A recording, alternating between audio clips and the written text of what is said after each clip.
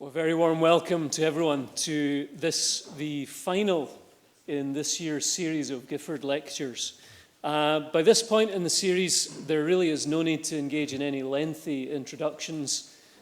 We will, this being the final session, say a little bit more by way of words of thanks at the end of this evening's lecture. One thing I will mention at this stage, just in case it's helpful for people to be aware, is that there will be a reception after tonight's lecture, which will take place at 7 p.m. just in the small hall that adjoins this room. And you're all more than welcome to stay for that and to stay until they throw you out. So without any further ado, let me just hand over to Professor Tom Wright from the University of St Andrews for the final of this year's series of Gifford Lectures. And tonight's lecture is entitled The Waiting Chalice, Natural Theology and the Missio Dei. Professor Wright. Thanks, Ross. Thank you.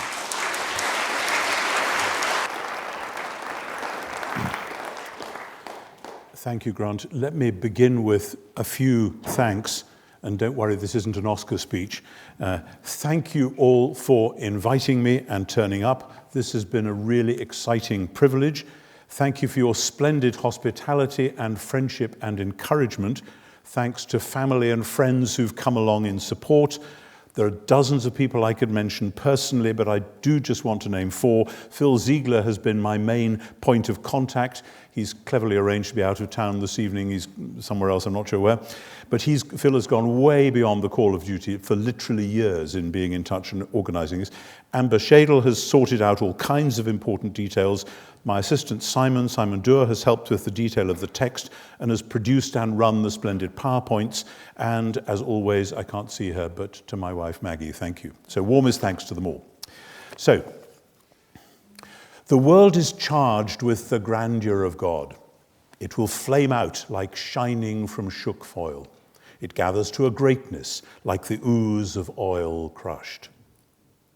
Gerard Manley Hopkins's extraordinary sonnet compresses together almost everything I want to say in drawing these lectures together. The poem not only articulates the victory of new creation over corruption and death, it embodies that victory by creating a fresh artwork that symbolizes the beauty it's describing. Let me explain where we're now going. I have described the social and cultural context of the modern quest for natural theology and the modern study of Jesus and the Gospels. And I've tried to show how this context has distorted both questions, not least by pulling them apart. And in particular, the modern world has kept heaven and earth apart and has split off past and present and future and has understood humanness in relation to those distortions. Instead, I have proposed historical arguments for a fresh understanding of Jesus and the Gospels in the Jewish world where the temple stood for the coming together of heaven and earth, and where the Sabbath stood for the promised future arriving already in the present, and where humans were seen as image bearers, as God reflectors, standing at the threshold of heaven and earth, of past and future. And in that light, I argued last time that the three main lines of modern natural theology are, as it were, shadowy forms of this triple understanding of the world and time and humanness. People have tried to argue from the world up to God on the basis of cosmology. Oh, look, the world we know implies a creator. Or of teleology. Oh, the world we know seems to be the end result of a purpose. Or of the moral sense. Our sense of good and evil must come from somewhere. But in particular, I've suggested that the moral sense should be seen as part of the larger category of vocation. And I then suggested that our vocational sense to do justice, to love beauty, to seek freedom, and so on, they all appear to fail, to let us down. But that their very failure points to the wounded God of the Gospels, inviting us to start with the natural world of failed human aspirations and to see on the cross the revelation of the true God. Now, neither in method nor in results does this follow the strict lines of an older natural theology. When that question was raised, not least by Lord Gifford himself, the context of the times in the 1880s introduced distortions. And even if we can't help introducing new ones ourselves, because we all do, we ought still to try to correct the ones that we can see. And I have argued throughout that part of our problem in our contemporary Epicurean atmosphere is to have banished from our agenda the one thing which makes us truly human and grounds all true knowing, namely love itself. And this necessarily results in a more many-sided natural theology, which must involve praxis. If we renounce Platonic escapism, we must embrace mission at every level. So, the last two lectures, lectures 6 and 7, explored resurrection and cross and pointed forward to new creation. And to understand how that fills out our overall picture, I build again on the 5th lecture about the promise that God's glory would fill the whole world. So, the promise of the cosmic temple, full of God's glory. As I've explained before, Israel's tabernacle and temple were seen as pointers to a larger cosmic reality. Just as the glorious divine presence filled the building, so one day that same glory would fill the whole creation. The tabernacle and the temple were forward-looking signposts to that coming reality. And the prophets promised a new kind of filling, a saturation or soaking of the world with divine presence, glory and knowledge, as the waters cover the sea. How do the waters cover the sea? The waters are the sea. We saw too that the king, the coming king, is crucial in the temple and in the world. Solomon builds the temple and the divine glory fills it. But the coming king of Psalm 72 will do justice and mercy for the poor and the widow and the helpless, so that the divine glory may then fill the whole earth. And the present mystery of divine hiddenness in creation, and the obvious pains and disasters and death itself within the world as it presently is, will finally be dealt with. That's how the implicit promise of Genesis 1 is to be fulfilled, bringing into the idea of Sabbath as the advance foretaste of the final promised state. The temple promise and the Sabbath promise converge at the notion of rest. God's glory will be at home in creation, and God's people reflecting his image will be at home with him. This is the promise of new creation. So what might this biblical vision of new creation have to say to natural theology? Well, shakes things up for a start. The risk with some natural theology is to settle too easily for a static starting point and to aim too readily for a theology which, if not actually deist, is leaning that way. Because if you start with the world as some sort of a machine, you're likely to end with God as the celestial CEO who's in charge of that machine.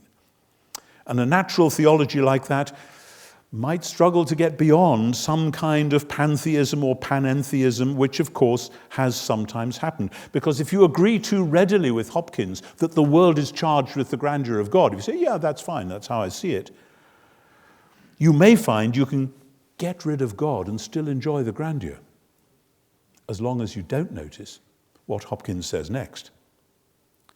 Because one of the problems with pantheism, the world and God are basically the same, or panentheism, well, everything is basically in God. The problems with those is that they cannot readily admit, let alone deal with, the problem of evil. Such schemes want the first 3 lines of Hopkins' poem without the next 4. Why then do men now not reck his rod? Generations have trod, and all is seared with trade, bleared, smeared with toil, and wears man's smudge and shares man's smell. The soil is bare now, nor can foot feel, being shod. You have to ignore that if you want to say that the world and God are basically the same thing, pantheism, or at least that everything is in God, panentheism. because the alternatives are bleak. If you eliminate the biblical eschatology of new creation, as so much theology and biblical studies has done in the last several generations, you're left with an escapist eschatology to be activated in the present by existentialism, it's Bultmann, or with the lie that we live in the best of all possible worlds, Leibniz, or with a shoulder-shrugging Epicureanism, this is how it is, get used to it, or with a Sartrean despair. If in fact a natural theology tries to find a full doctrine of God from within the present creation, then, in terms of the model I'm outlining, it looks as if it's trying to get the full eschaton in advance.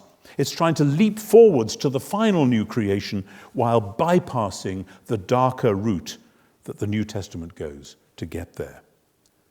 And this goes with the problem of a natural theology trying to discern the being and activity of God by rational inquiry alone, screening out once more the epistemology of love. Rational knowledge won't be able to grasp what is already true, or to see the significance of the broken signposts we explored in the last lecture, and it certainly won't glimpse the eschatological promise of new creation. In response to this, a biblically informed natural theology must take the plunge and explore new creation and ask what light new creation sheds back on the present creation itself. And in particular, once we grasp the temple-like promises of the filling of creation with divine presence, we can begin to answer the old question, why a good God would make a world that is other than himself? How can he do that if he's good? The answer seems to be that God intends to dwell in this world as in a house, a heaven-earth dwelling place, and to fill it to overflowing with his presence and his glory. This won't mean obliterating it, as Schweitzer and others imagined, nor will it mean any diminishing of creation's creatureliness and peculiar identity and meaning. Rather, God's intention, it seems, is to enhance and celebrate creation's being what it is. It is not only humans who might say to God, "You have made us for yourself."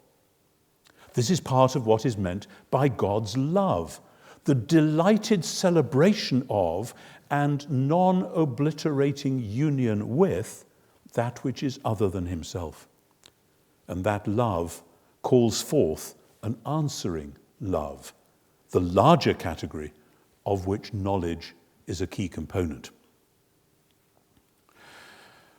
So how will the Creator fill his creation with his own presence? One answer already hinted at in Genesis 1 is with his wind or his spirit, the wind of God moving over the face of the waters, the spirit brooding over creation at the beginning.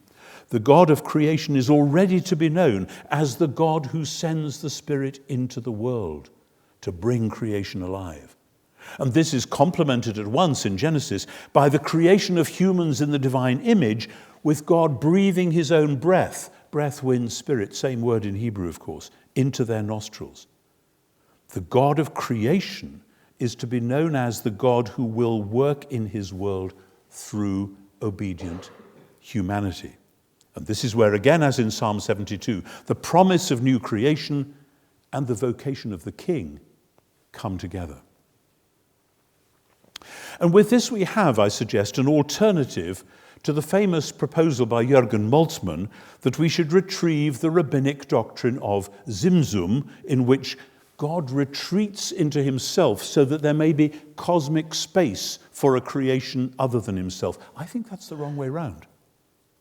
Much better to suggest that out of sheer, exuberant, creative love, God creates a world which is other than himself in order eventually to be all in all, allowing creation to be fully itself while being filled with his glorious presence and thereby becoming more than it could ever be by itself.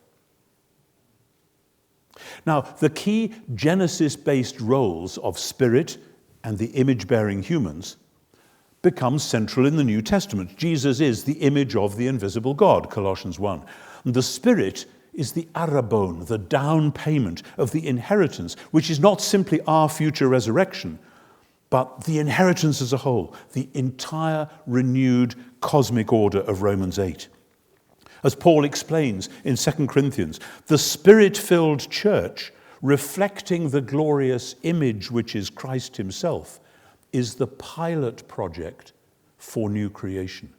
Now, beware, the closer you get to that vision, the more Paul emphasizes suffering. The dark powers, though defeated on the cross, will not give up without a struggle. But that too seems to be part of the point. Now, all this brings me to the central leitmotif for this lecture, the waiting chalice. And since I'm mentioning drinking, let me just get some water here. Supposing you had no knowledge of the Christian tradition or its characteristic symbolic actions, and supposing you then saw in an antique shop a beautiful silver chalice, elegant yet powerful in form, delicately decorated with this or that motif, perhaps the cross or the tree of life or flowers or perhaps of Passover or the Last Supper, you would know it was important and full of meaning. People don't make beautiful things like that just on a whim. Someone took care over it. Someone paid a lot of money for it. You might figure out that such a vessel might have some sort of ceremonial purpose. There would be clues pointing in the right direction. So the question raised by such an object, coming upon it unknown, is similar to the question raised in the previous lecture by the 7 broken signposts, justice, beauty, and the rest. We know they're important, but we can't quite figure them out. But when we look back from the crucifixion, or from the resurrection of the crucified one, then we get it. So too here, when we hear the story of Jesus' crucifixion, and particularly when we discover that when Jesus wanted to tell his disciples what his death would mean, he didn't give them a theory, he gave them a meal. Then we discover, looking back in the light of the resurrection, that what our beautiful chalice had been hinting at all along was true. It was a genuine pointer to a unique event and a unique ritual recalling that event. So for a follower of Jesus, the empty chalice has a complex beauty. It is beautiful in itself, even to an outsider, but for us it is all the more beautiful because we know what it's to be filled with and why. The wine which will fill it, to be shared among Jesus' followers, will convey his death and the personal meaning of that death to the worshippers. As they drink it, they will think, with Paul, the Son of God loved me and gave himself for me. This action and this meaning do not detract from the beauty the chalice had when empty. Those who know the ultimate intention will appreciate the beauty all the more. Now, all this is, of course, metonymy as well as metaphor. The chalice is both an analogy for the point I'm making and a quintessential part of the point itself. As it stands, the present natural world has a power and a beauty and a strangely evocative quality. The world is charged with the grandeur of God, like the empty chalice, inviting awe and respect, even from the outsider. The presence of horror and suffering and apparent futility in the world, however, the brokenness of the signposts in my earlier illustration, has led some, including sadly some Christians, to suppose that the beauty and the power is a mere illusion or distraction. Generations have trod. We are in a world full of idols. So some think, let's renounce the seductive beauty and power and let's escape. Plato stands ready to help us, to explain that the beauty and the power were just the play of shadows cast by a different light, and he will help show us the way out. Much Western Christianity goes that route without questioning, But the biblical eschatology of new creation resists that temptation. The outpoured blood is the sign that the idols have been defeated, that the suffering of the present time is not worth comparing with the coming glory, that creation itself will be set free from its slavery to decay to enjoy the freedom that comes when God's children are glorified.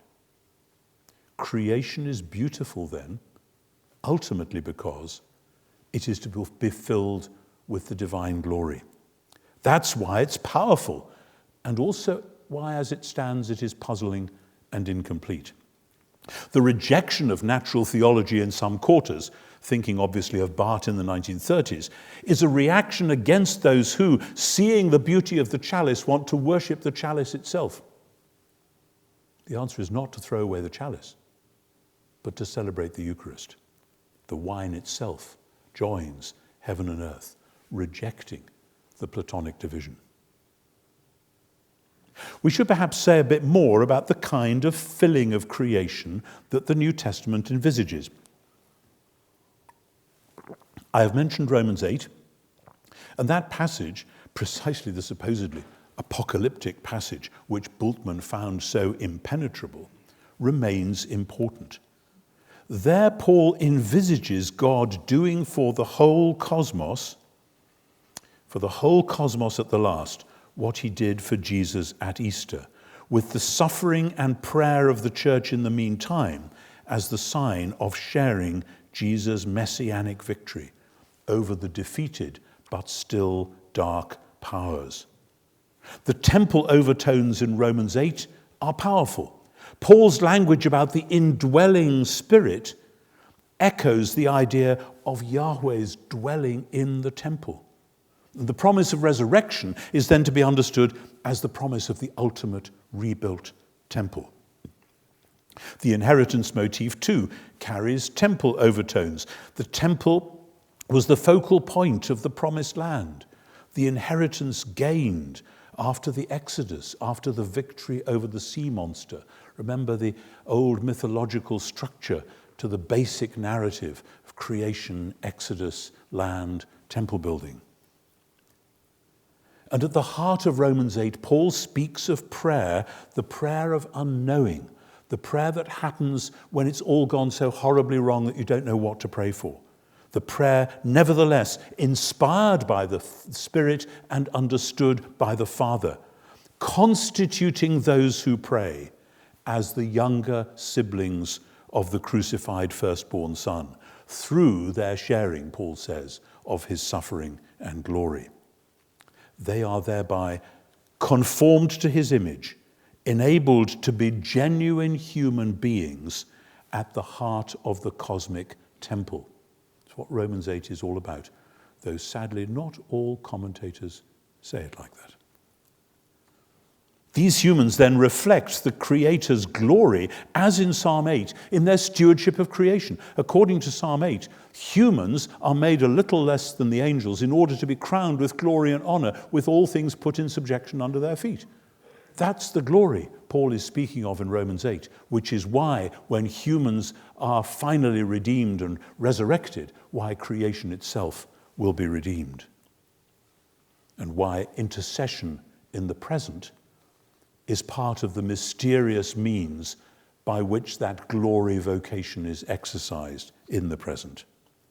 And this is then summed up in the priestly intercession of all creation through the high priest himself, Jesus, towards the end of Romans 8. What you have there is cosmology, eschatology, and image-bearing anthropology. Heaven and earth together formed in the pattern of the crucified Messiah. Glory even in the present, in the midst of suffering. No wonder Romans 8 is such a powerful chapter.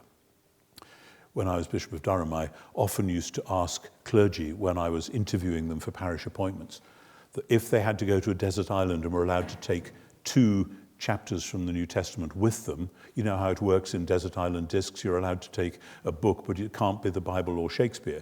I would say, so tell me, which chapters would you take? And I would say, you've already got Romans 8 and John 20, because those would be high on the list of many people for chapters which sum up what it's all about.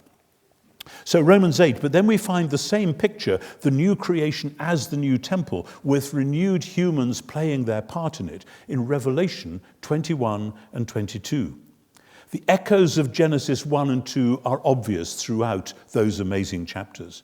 But it hasn't always been so obvious that the New Jerusalem of Revelation 21 and 2 is pictured as an enormous holy place, a giant cube like the inner sanctum in the tabernacle or temple. The new heavens and the new earth are the new temple, and the city of the New Jerusalem is the new Holy of Holies. That's why there's no temple in the city, just as there is no Sabbath in the new age. What went wrong with the original creation, its corruption and decay and death, has been put right. And what was preliminary and pointing forward in the original creation has now reached its goal. And, as you'd expect, in Revelation, the redeemed human beings are now at last what they were made to be, the true image bearers, the royal priesthood. Romans, Revelation. You see the same picture in John's Gospel, particularly with those overtones of Genesis and Exodus in the prologue. In the beginning, ... We know this is a new Genesis. The Word became flesh and tabernacled in our midst. We know this is a new Exodus. No one has ever seen God, but the only begotten Son has made him known. This pulls the whole thing together, focusing on the temple image in the incarnation. We gazed upon his glory. Jesus' own body becomes the new temple, which will then be destroyed and raised up, as he says, cryptically and puzzlingly in chapter 2. That's part of the point of John's Easter story, which is framed in a garden, but with the outflowing water of life expressed not through rivers flowing out of that garden, but through the commissioning of the disciples by the Spirit, which in turn echoes the promise in John 7 that rivers of living water would flow out of the believer's heart. There's a long, complicated footnote there about how you construe that bit in John 7, but I will spare you that for this evening. The whole gospel, in other words, is about creation and new creation, with that new creation seen as the fulfillment, not the abolition of the old. This is the point. Once the ruler of this world has been cast out, then creation can become what it was meant to be. Now, all this and much more, since these are just tiny snapshots of a major biblical theme, give us a clue to what may be going on in some of the normal debates about natural theology. If you try and start with the present world and argue up to God, you will find that in John's language, the world has been taken over by a dark power. All is seared with trade, bleared, smeared with toil, and wears man's smudge and shares man's smell. But that isn't Hopkins's last word, and it's not John's last word either. So what again about Paul? We looked in the fourth lecture at 1 Corinthians 15, where the resurrection has already installed Jesus as the messianic Lord of the world. In verses 20 to 28, the whole picture comes rushing together. And instead of a supposed apocalyptic abolition of the world, we have the genuine apocalyptic fulfilling of it, literally, a filling full, completing the Genesis project, celebrating the Davidic purpose and echoing the Isaianic hope. The Messiah rises as the first fruits. Then those who belong to the Messiah will rise at the time of his royal arrival. And then comes the end, the goal, when he hands over the kingly rule to God the Father, when he has destroyed all rule and authority and power. So, when everything is put in order under him, then the Son himself will be placed in proper order under the one who placed everything in order under him, so that God may be all in all. Now that passage is complex. It's easy to get distracted by the turns and twists of the last phrases from the final climax, the final phrase, but that's what matters. Paul's point is that God, the one God, will be all in all and will arrive at that goal, as you would expect from Genesis 1, through the work of the image bearer, the true Adam, the ultimate king, who comes to help the poor and needy. Heaven and earth will be one. The future will have arrived at last, and the true human, already enthroned, will then have completed his task. Paul's proposal here doesn't have a name, but it deserves one. The word panentheism, the idea that everything is in God, expresses the opposite of what Paul says. I don't normally like neologisms, but we might propose theenpanism, the view of God being all in all. Panentheism, like its tired old cousin pantheism itself, has glimpsed a truth, something about the world and God getting together, but over against Epicureanism, but has seen it the wrong way round and tried to arrive at it by a shortcut. We are not there yet. Paul's vision is of an eschatological theenpanism, the ultimate filling of the chalice with the rich outpoured wine of his love, the powerful messianic love, which has already resulted in his inaugurated rule and which will go on loving and ruling until all the dark powers that still tyrannize us, including ultimately death itself, are put under his feet. Pantheism and panentheism offer an over-realized eschatology, which does indeed reflect, dimly, the Creator's eventual intention. That's why they're often popular with people who are escaping from forms of Christian dualism. But they ignore the ongoing reality of evil, perhaps because, whether consciously or not, they want to avoid the only solution, namely the cross. But the cross is the only route to the promised goal. Now, it's hard to hold all these things in your minds together, to put into the same sentence or paragraph the visions of creation renewed in Romans 8, the new city in Revelation 21, the spring garden and the outpoured Spirit of John 20, and the final victory and ultimate filling in 1 Corinthians 15. But we cannot doubt that the early Christians were consciously retrieving, in the light of Jesus and the Spirit, the biblical theology of cosmos and temple, which I sketched earlier. And they were doing so with a conscious and biblically rooted vision of Jesus as the truly human one, the true image, and of his followers indwelt by the Spirit as themselves, Colossians 3, renewed in knowledge according to the image of the Creator, a renewal characterized by love, both as ethics and as epistemology. At the heart of early Christian theology, we find precisely the temple, the cosmological overlap of heaven and earth, and the great Sabbath, the eschatological overlap of past, present, and future. Both of them focused on Jesus and the Spirit, both of them offering a vision of the world and God and of the relation between them, which enables us to open up the modern questions of natural theology in a whole new way. And this leads me now to some detailed proposals for taking the argument and the project forwards. There are 5 areas to explore. Time forbids more than a brief glance at each.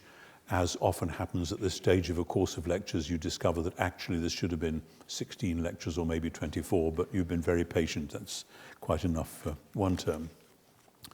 The first of the 5 areas is the mission of God, the Missio Dei itself. The Spirit calls and equips the church to a mission which is aimed at the Creator's purpose to fill his world with his glory and to rest and reign within his proper home. This original purpose, diverted though not thwarted by human idolatry and sin, was redirected into the Abrahamic mission to rescue God's human creatures so that through them the creational purpose might be accomplished. Not, you note, as with Platonistic schemes, to rescue humans from the world, but to rescue humans for the world. The Missio Dei is therefore itself part of natural theology since the task of bringing healing and justice to the world, including not least the task of holding the powers of the world to account, come back to that, is one of the church's vital ways of saying that the present creation matters, so it's worth putting it right, rather than saying, as the church has so often done, that the present creation doesn't matter, so we can clear off and leave its putting right to others. This is part of the significance of Jesus' healings in the Gospels, not least those that happen on Sabbaths. This is what it looks like when the great Sabbath arrives in the present. The forgiveness of debt and the release of the captives. Every healing is a reaffirmation of the goodness of the present body, just as the resurrection itself reaffirms the goodness of the original creation. Every work of justice and liberation, every fresh telling of truth or wise exercise of power, every glimpse of beauty, experience of spirituality, or embrace of love. In other words, every time that the broken signposts turn out to have been telling the truth after all, the quest of natural theology is affirmed. Every time the chalice is filled afresh with the sacramental wine, we realize both why we found it evocative before and why it was nevertheless incomplete as it stood. To repeat, if all you had was the chalice, you couldn't deduce the Eucharist, though you might guess at something like it. But once you know the Eucharist, you see that the chalice was pointing in the right direction. So hand in hand with the missionary tasks of healing and justice, second, goes the artist's vocation. I use the word artist in its broadest sense, to include all the arts, music, writing, dance, etc. As we saw, the Enlightenment split off aesthetics from the mainstream of theological culture. Actually, it's often been perceived the other way around. Split off theology and let beauty go on and do its own thing. So you get Romanticism, the replacement of the sacred with the sublime, and so on. But if you downplay creation, you downplay artistic celebration of creation. Ever since then, and I've had people tell me this again and again after I've done lectures on the subject, Christian artists have been frustrated that most of their fellow believers don't know why what they do matters.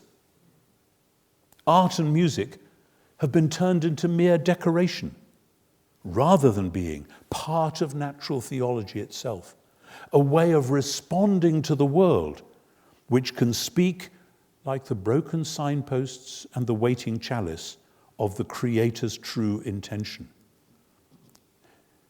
In glimpsing simultaneously the beauty and the horror of the present world, and in drawing our attention to that combination and making something new out of it with its own beauty and poignancy, artists are telling us that the world truly is charged with the grandeur of God, even though the soil is now bare. In art, one can both express and embody the truth of Hopkins's poem, holding together the sudden flaming out of glory and the tragic disappointment of a world spoiled by man's smudge and smell. And art can and does point forward thereby to the goal. Much more could be said about that. The same is true, thirdly, in the sciences. Here, unlike many of my predecessors, I pretend to no expertise whatever. I did precisely 1 year of physics and chemistry at school, and I wasn't actually bottom in physics, but I was in chemistry. There we are. Many still see our modern split world under the heading science and religion, two spheres which supposedly never meet. And many still assume that modern science has disproved God and has established secularism for all time. I was reading the other day the autobiography of G.M. Trevelyan, the great Cambridge historian who ended up as Master of Trinity College. And he speaks casually of having suddenly discovered as a young man that Darwin had disproved Genesis.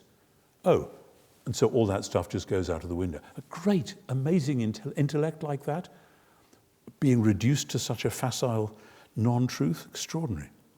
But when we recognize the Epicurean assumptions as what they are, the scientist's vocation re-emerges in terms of thinking God's thoughts after him, not indeed to imply that one could deduce everything about God from what we could weigh or measure, but to sense the grandeur of which Hopkins speaks.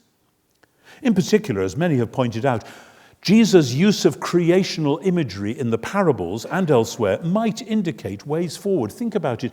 Jesus suggests that the kingdom of God comes like a sower sowing seed. Some going to waste, snatched by birds, trampled underfoot. Some finding good soil and bringing forth a great crop. What does that make you think of? Ought we to be then surprised to discover that the cosmos seems to have originated with an enormous broadcast sowing of life potential, much of which appears to go to waste, but some of it takes root and produces life as we know it. That parable holds all sorts of things together. And in this light, we should nuance the commonly held idea of Scripture and nature as two books. That language can suggest that Scripture and nature are simply repositories of parallel information. But the world of creation isn't simply a large pile of unsorted data. It presents itself to us, as I've argued, as a waiting chalice, asking a mute question, beautiful yet hauntingly incomplete. It sets up signposts, but we can't tell at once where they lead. Thus, if creation is a book, it isn't a reference book like a dictionary or a railway timetable.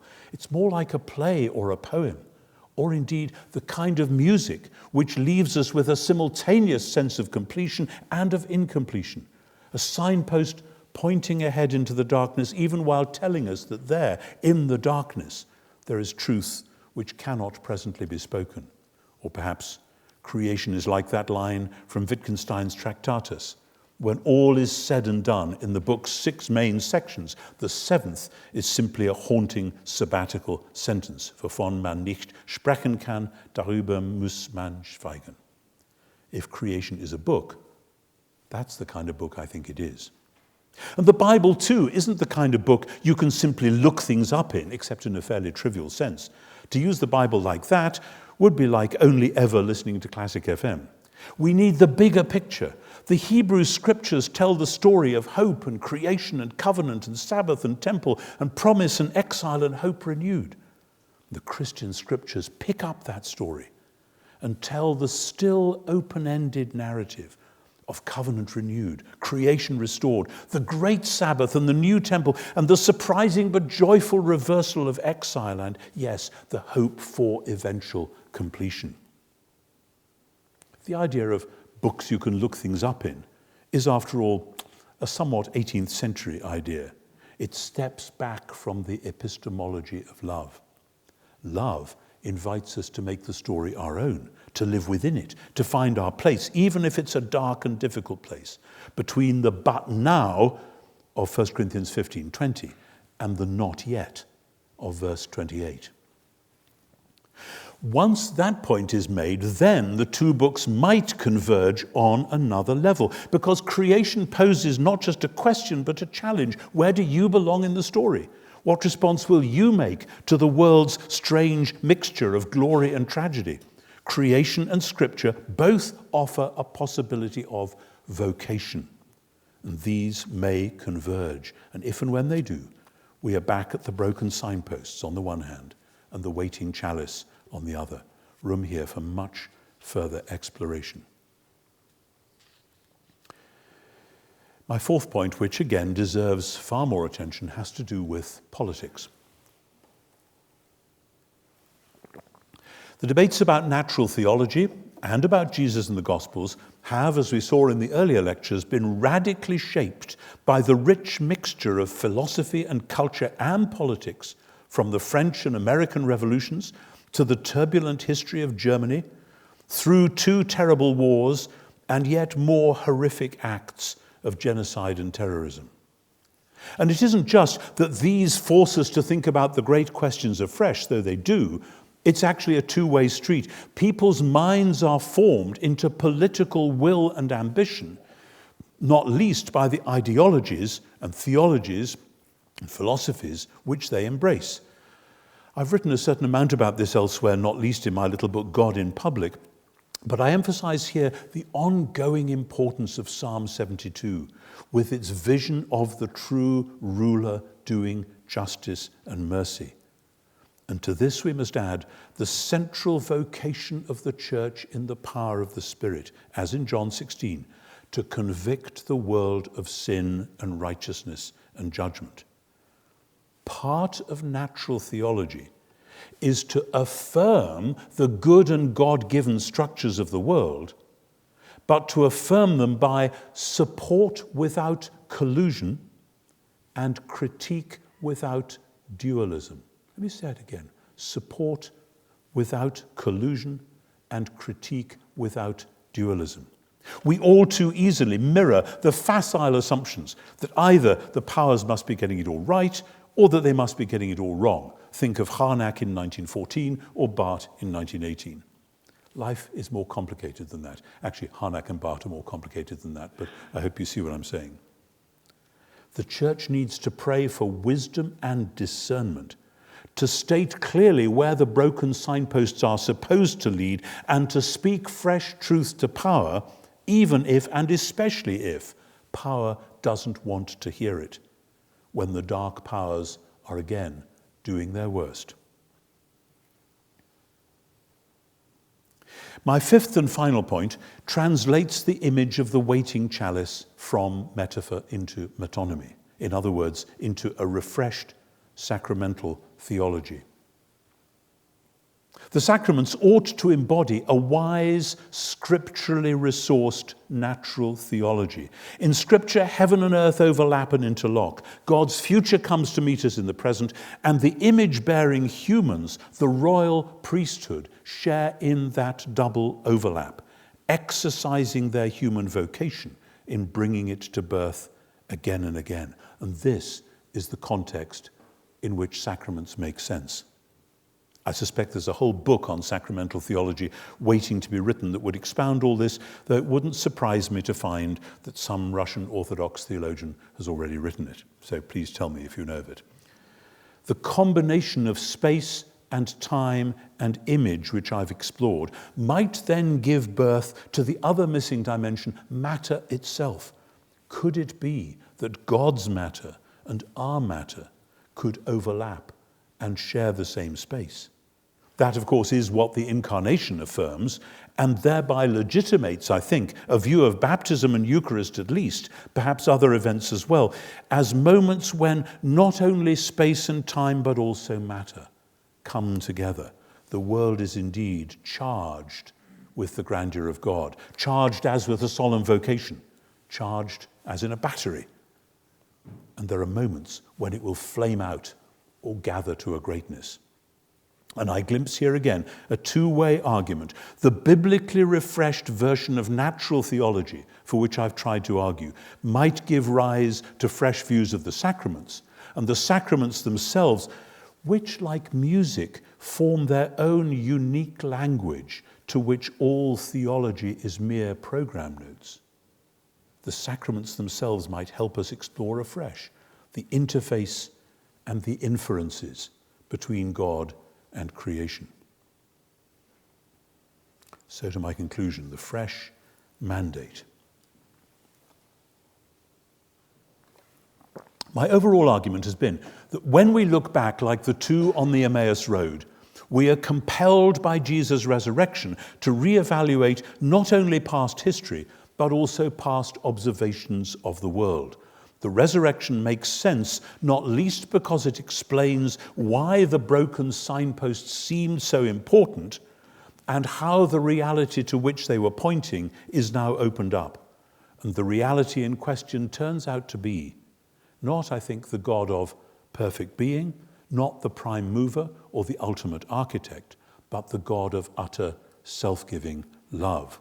And this explains two things right off. First, you'd never be able to see this from within the Faustian epistemologies that have dominated our culture. That's why a rationalist apologetic could never attain the full natural theology some have hoped to use it for. You can't get to the promised land without crossing the Jordan. But second, the richer, more rounded epistemology of love can not only explain natural theology in retrospect, yes, the hints and puzzles were true signposts, even if broken, but it can do so in a way which breaks out of the subjective trap. Oh, it's true for us, but you will never see it unless you join the club, the magic circle. No. As the epistemology of love grasps the ontology of love, in other words, recognizing the ultimate truths of the Trinitarian creation and its eschatological intent, discovering the existential reality of that love for oneself, so this generates the missiology of love. And this mission, by the Spirit, produces genuine and compelling signs of new creation in the world.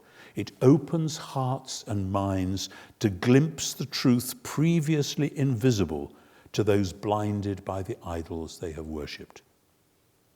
Neither rationalism, here's an argument you can't refute, nor romanticism, here's something to warm your heart strangely, neither of those will do.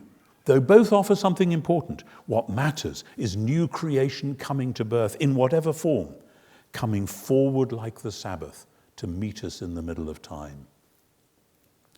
The resurrection and the Spirit therefore launch the mission through which the earlier hints of creation's glory will come to expression. The waiting chalice, empty and puzzling, pointed to a future filling. But a full chalice likewise raises a question. What's it being filled for? The full Eucharistic chalice speaks powerfully back into the world of creation. It speaks of the love of God given afresh for the life of the world, and the Spirit of God now breathed out into the world. That in the present age will only ever be partial and fitful. As the defeated powers do their best to strike back, things will remain apparently ambiguous until the final moment when God is all in all. But it will be foolish disobedience not to recognize that from Pentecost onwards, this filling is not only something that happens mysteriously to the church, never as something we grasp or control, but always as a fresh and free gift, but also something that happens through the church, whether in the building of hospitals or the writing of songs or the practical care of the poor. The Missio Dei works through self-giving love in the world. It indicates in self-authenticating fashion that the world had indeed always been charged with God's grandeur, that the deadly tramp of generations had spoiled so much but could not thwart the Creator's purposes, and that the ultimate reality in the world is the self-giving God revealed in Jesus, active afresh through the Spirit, inviting the world to know him with the epistemology of love, the covenant love which responds to the covenant promises. That is how the dawn of new creation, and with it the fresh affirmation of the original creation, is to be discerned. And for all this, nature is never spent. There lives the dearest freshness deep down things. And though the last lights off the black west went, oh, morning at the brown brink eastward springs, because the Holy Ghost over the bent world broods, with warm breast and with, bright wings. Thank you.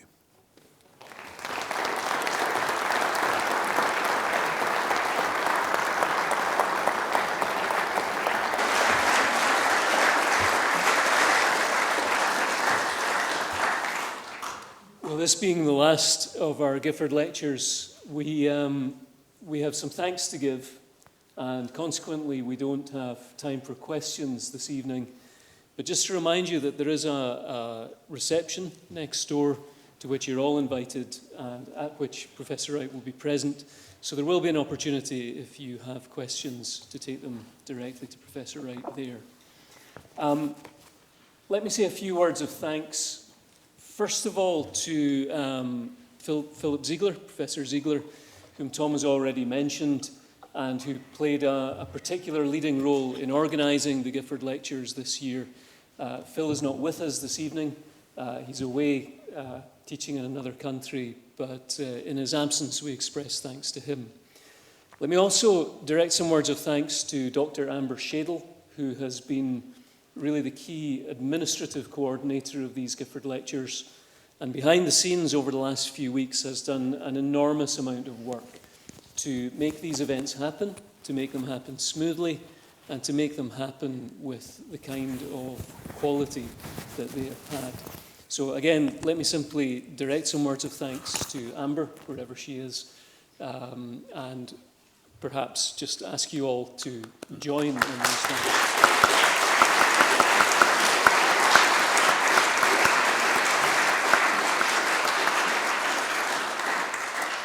And finally, of course, to direct words of thanks to Professor Wright himself. These have been lectures that are characterised by the qualities that we've come to expect from Professor Wright's work. They have had a breadth of scope that has nevertheless retained focus on particular issues and particular questions throughout. They have had a willingness to look together at things that are often held aggressively and deliberately apart, an integrative quality that is missing from so much scholarship today. And they've had a level of boldness and of courage that few of us perhaps can match. So let me ask you one final time to join in thanks to Professor Wright for what's been a very exciting series of Gifford Lectures.